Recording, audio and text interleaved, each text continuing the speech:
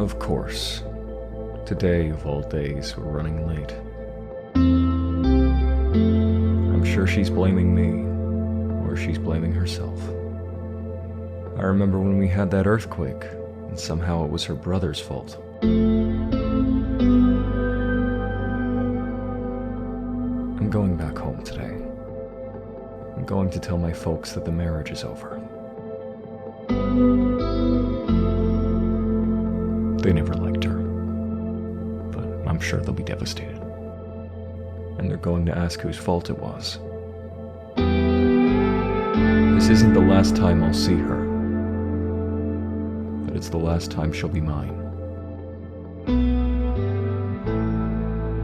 But first, I just need to get on this damn train.